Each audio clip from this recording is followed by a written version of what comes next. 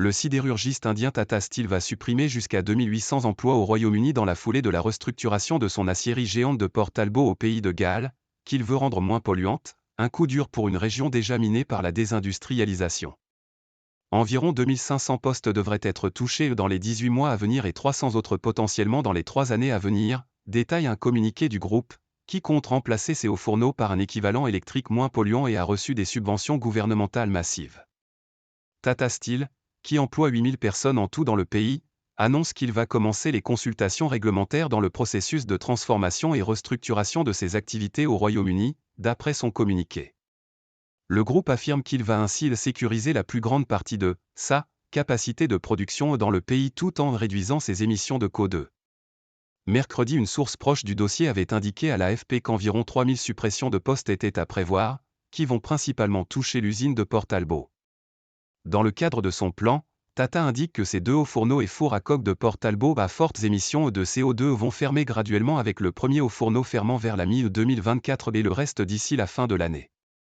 Tata précise qu'après avoir discuté avec les syndicats, il a accepté de continuer à faire fonctionner le laminoir à chaud de Port Talbot. La restructuration portera sur plusieurs autres sites à travers le pays jusqu'en 2025 compris. Se battre ?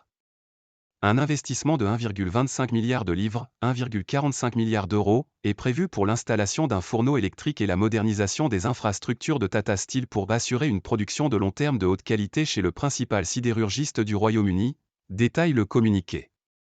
Le gouvernement britannique s'est engagé à injecter jusqu'à 500 millions de livres dans ce projet d'investissement, le reste étant apporté par Tata qui va aussi financer un plan d'aide à l'emploi. Nous sommes déterminés à assurer un avenir compétitif et durable pour le secteur britannique de la sidérurgie, a commenté un porte-parole du gouvernement britannique conservateur. Le Premier ministre Rishi Sunak sait que c'est une période d'inquiétude pour les employés de Tata Steel et leurs familles, et c'est pour cela que le gouvernement va continuer à soutenir le personnel affecté par ces décisions, a assuré un porte-parole de Downing Street vendredi. Jugeant la décision de Tata extrêmement décevante, le syndicat GMB a tweeté vendredi « On ne peut pas laisser fermer Port Talbot. Le Royaume-Uni doit monter au créneau et protéger cette industrie. Nous ne pouvons pas nous retrouver à dépendre d'importations d'acier de moindre qualité et bien plus émetteurs de carbone », ajoute le syndicat.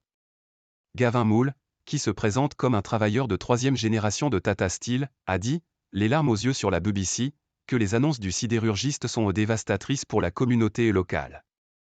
Il n'y a personne sur cette planète qui ne veut pas aller vers plus d'écologie, mais on nous avait promis une transition juste. Et tout ceci est si soudain, a-t-il argumenté. Nous voulons tous un avenir pour cette usine. Il y a un avenir pour elle, a-t-il poursuivi en promettant que la main-d'œuvre du groupe allait se battre.